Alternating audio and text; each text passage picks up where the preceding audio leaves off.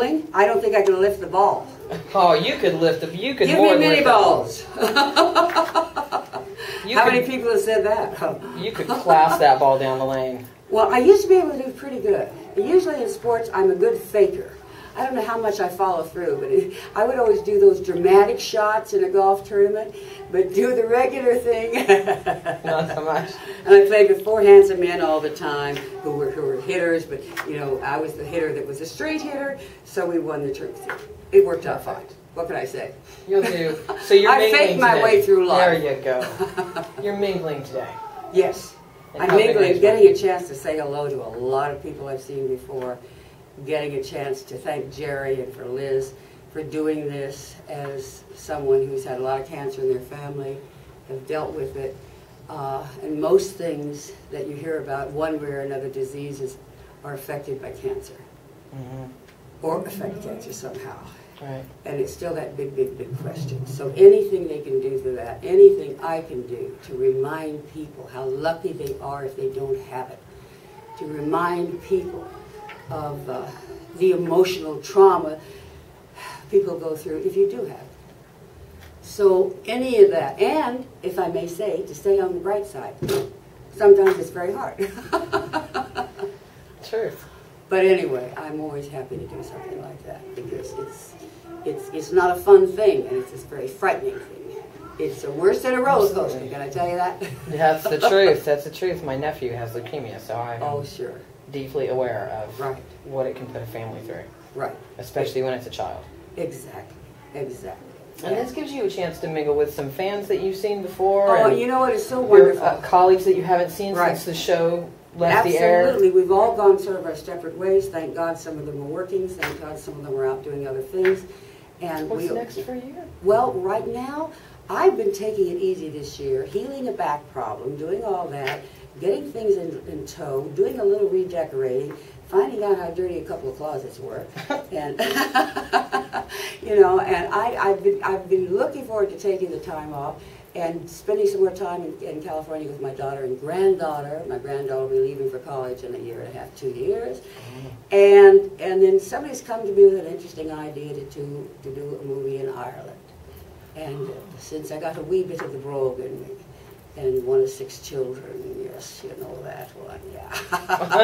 That'd be With perfect. an Irish Catholic family. It's kind of intriguing, but you know, and we'll see what happens, you know. If the money rolls in, I'm rolling to Kilcarney or somewhere. I've driven in Ireland once, and I'll tell you, it was terrifying. I rented a car. My sister rented this car. She loves Ireland, but I'm left-handed.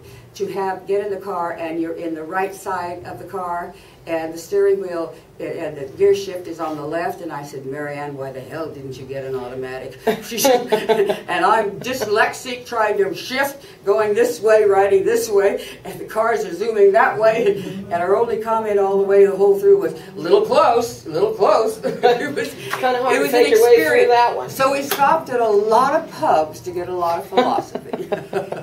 So it was a wonderful trip.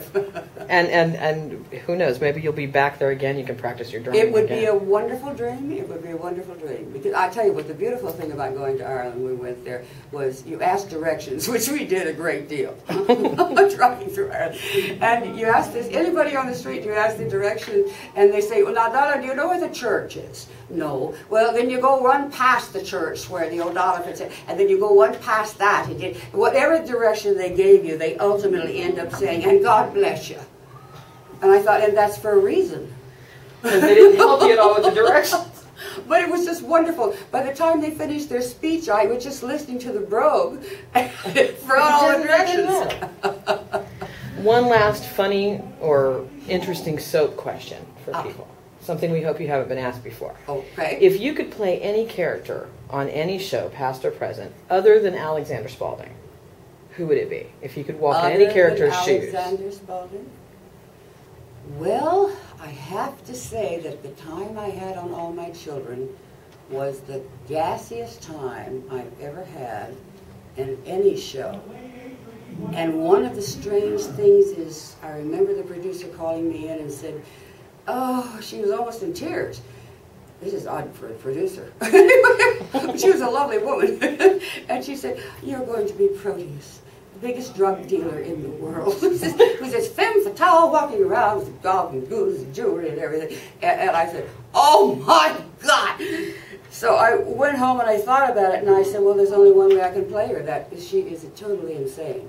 So insane that she's bright as hell, but totally insane, and it whipped her around to the point where she believes everything that's going on. I mean, it was just, it was like, there's no holds barred.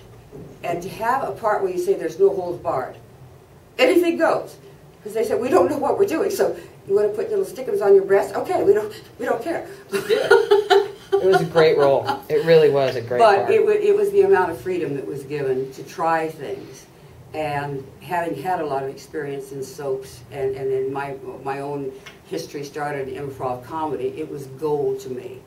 It was gold to me to go with it. I said, you know, if you don't like it, it's only tape. That's right. It's only tape, and it's only me, and like it. But, you know, that was coming back as a dream sequence or as something else to bug somebody. I mean, people love these characters and always want to do something that you wouldn't allow yourself to do. And yet, I think at the end, they want to find some redeeming quality. You know, so maybe they don't hang you to the stake with nails in every hand, just little gold hand bracelet. That's okay, and a neck rest. There you go. You can rest your head. So I don't know. You know, you never know what's coming up. You never know what's happening. And I felt so fortunate. The last year I've had time to reflect on that. That I felt so fortunate to have one of the wonderful characters that I felt like I could, you know, deliver a little bit of humor, as well as the sickening part of personalities who scrape against other people and do some harm. Perfect, and you've done it well. Well, I have enjoyed it, and I've been, you know, taken care of well, and realized that not too many people will throw tomatoes in my face on the street, and so that's good. That's good. Perfect. Thank you.